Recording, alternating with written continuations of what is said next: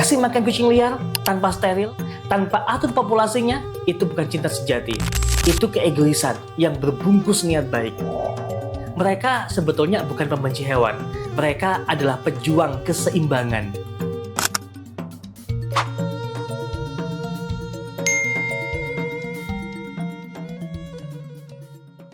Kita semua suka kucing, makhluk mungil, lincah, menggemaskan. Tapi dunia ini seperti koin, selalu ada dua sisi. Sisi kasih sayang yang membuat kita rela berkorban, dan sisi kelam yang tanpa kita sadari bisa menciptakan bencana baru. Hari ini, saya, Kang Samsul, akan membawakan kamu untuk menyusuri lorong kenyataan. Bukan cerita indah, tapi kisah nyata, berdasarkan fakta, berdasarkan data, berdasarkan suara-suara yang selama ini dibungkam.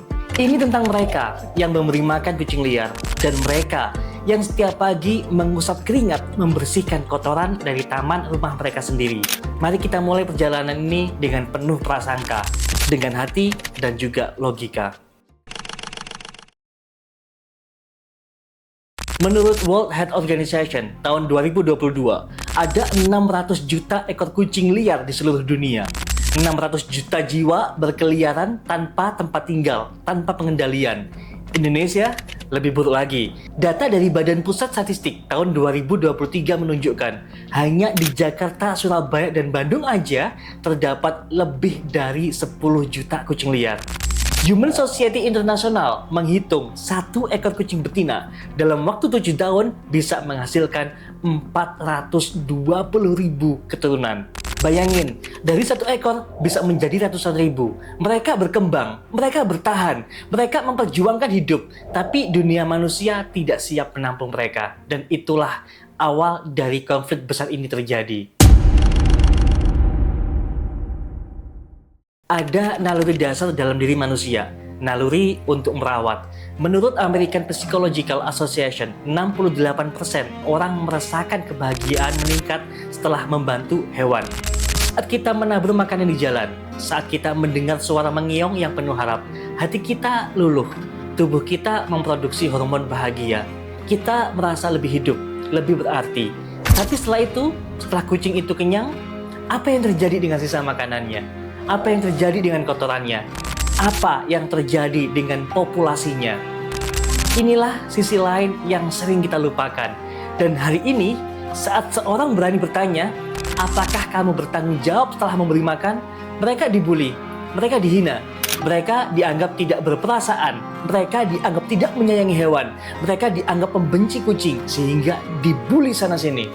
Padahal mereka hanya ingin hak mereka dihormati, hak untuk menikmati rumah tanpa bau kotoran, hak untuk menikmati taman tanpa ancaman penyakit.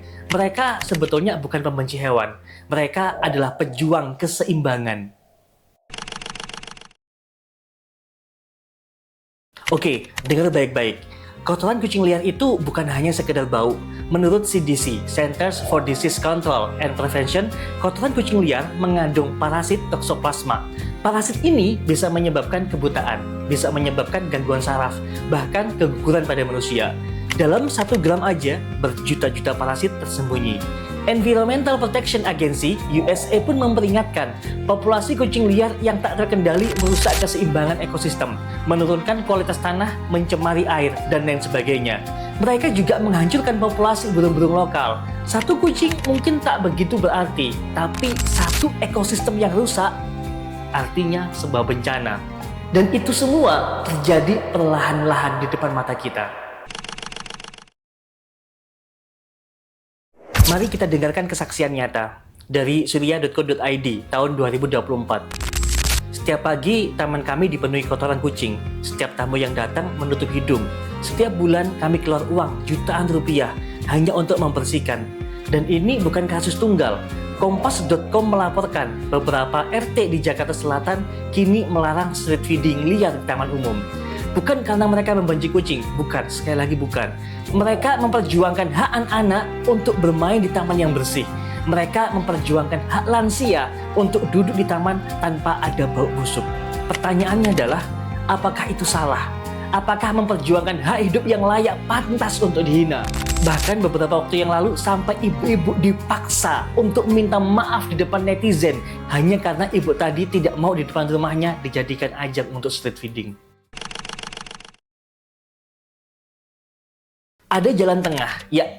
Negara maju mengajarkan kita Trap, Neuter, Return. Menurut laporan Alley Cat Alias tahun 2022, di Australia, populasi kucing liar berkurang 45% dalam 5 tahun setelah program ini.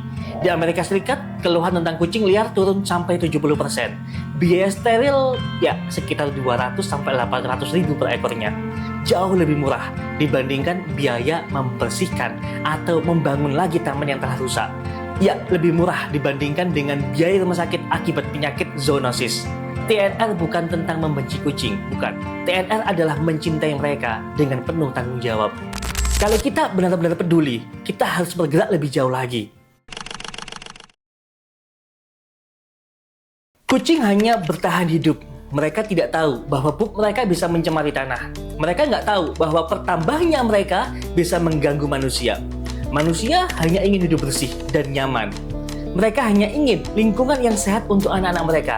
Yang salah adalah ketidaktahuan. Yang salah adalah sistem yang membiarkan masalah ini membesar. Yang salah adalah kita ketika melihat ada masalah, kita selalu mencemooh, kita selalu mengkomentari dengan nada-nada yang satir. Saat ini kita butuh lebih dari sekedar kasihan. Kita butuh lebih dari sekedar kasih makan. Kita butuh perubahan nyata. Ingat baik-baik, kasih makan kucing liar tanpa steril, tanpa bersihkan bekasnya, tanpa atur populasinya, itu bukan cinta sejati. Itu keegoisan yang berbungkus niat baik. Cinta sejati bukan sekedar memberi. Cinta sejati adalah tanggung jawab.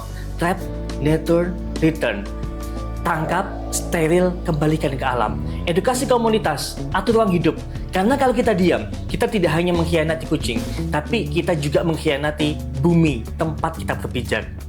Saya Kang Samsul, semoga video ini bisa membuka pikiran kalian.